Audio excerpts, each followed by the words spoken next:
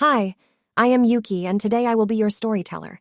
Make yourself comfortable and we'll get right on it.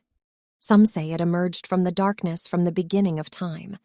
Others say it was born from sin. Can't. Defeat, a man said as he crumbled to dust. Those who died with eyes wide open stared at his presence, while those who died with mouth open spoke his name with their final breath. Goblin, the demon king. The opposer of life, the demon king of death, who harvests souls. He had 2 large horns on his head, large scaly wings. He wore a red, wretched cloak, and his skin was blood red. He had 4 arms, and the lower part of his body was like a snake. Mankind had united and fought against him, but 80% died on the 7th day. On the 9th day of the battle, there was one who stood in the way of the demon king, alone, a nameless warrior. It was unknown whether he was nameless or just not in the records of history. He was mightier than any of the past heroes who left their name on the epopee, and he wore a winged helmet, then a cape. It was silver on the exterior and red on the interior. He wielded a large pointed sword with a green orb on the hilt, and showed extraordinary power beyond reason with just his sword. The battle between the demon king and the brave, nameless warrior torched the earth for 4 days, and the warrior forged his sword with his soul and sealed the demon. Goblin spoke as he was being sealed.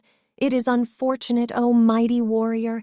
Now you all will live your lives in fear of me, and your days will be spent waiting for my awakening.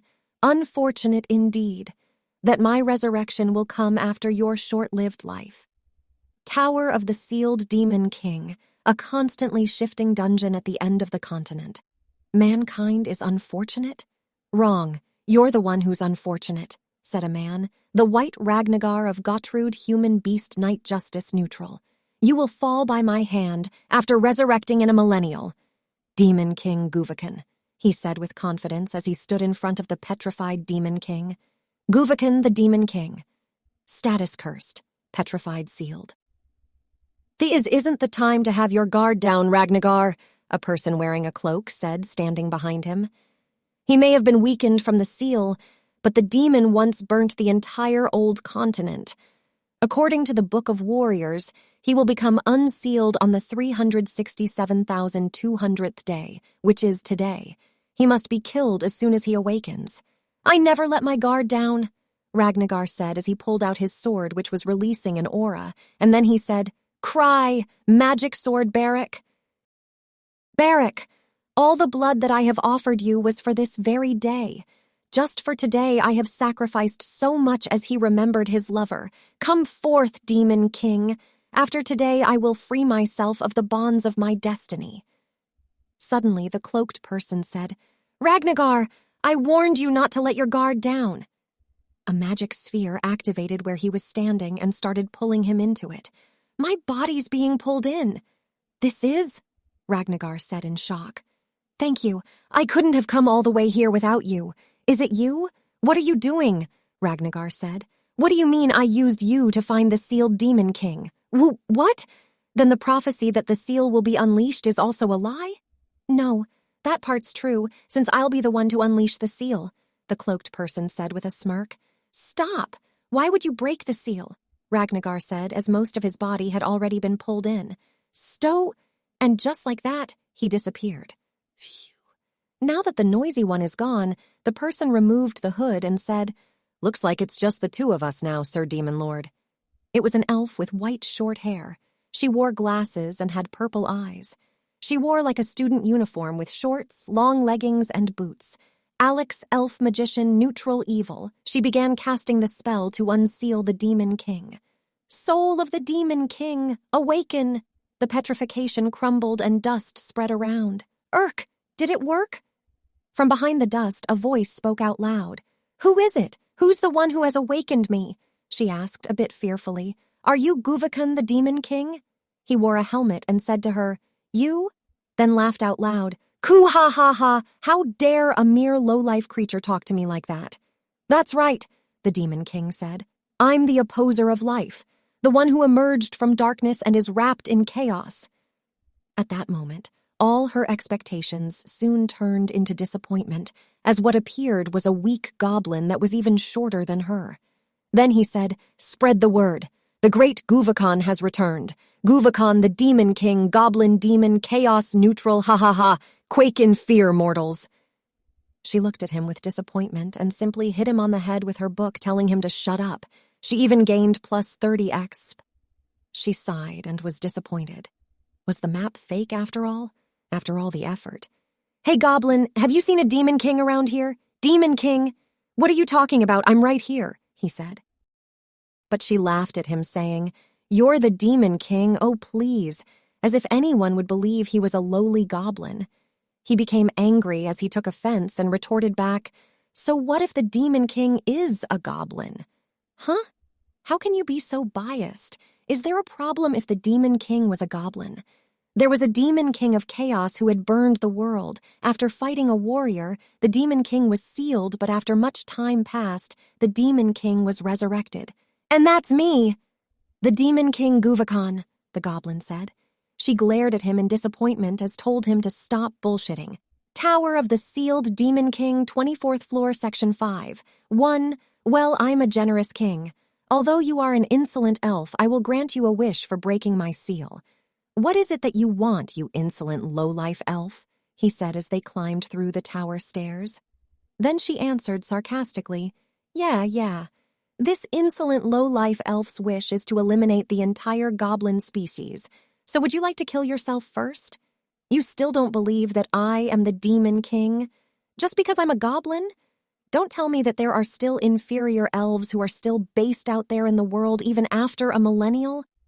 She was already pissed. Then she yelled at him, "Shut up! How the hell am I supposed to believe you? You look a lot different than when you were sealed. What is it?" Then he remembered his former form and said, "Well, products can sometimes be different from their packaging. Is it true that the demon king eats human souls?" Then he looked at her confused and said, "I like ham-egg sandwiches. I heard people died by just looking at the face of the demon king, and he still looked confused and said, 'Am I that ugly? That's so mean.' And the demon king reduced the human population by 20%, and he answered that's probably because of low birth rate. None of the information coincides with the legend." As she kept going, she told him, "Whatever, why don't you run along, kid? I'm a bit busy at the moment." "I see you know your way around," he said. "You were able to break my seal so easily, it must have been difficult since it was a molecular-level seal." Then she said, "It was all thanks to this magic book, the Book of Warriors that recorded the knowledge of the first-generation warrior. It's something that's passed down the warrior family, and I stole it."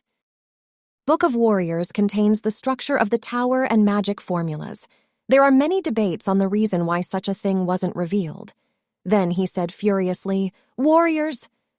That cursed righteous blood is still being passed down. I've only thought of two things since in Muley Seal for the past 1,000 years. First, I will see those righteous warriors shiver in fear right in front of me." And she said to herself, "Looks like he still has deep resentment against warriors. Then second, I'll post my story about being sealed to the guild post. Don't you think it would go viral?" the goblin said with a blank face, as he remembered how he held his pee in for 1,000 years, and she thought to herself, "Okay, maybe not that deep. Elf, are you sure you don't have any wish?" I said no. "Then why did you break my seal? Why? Why else would I awake a demon king?"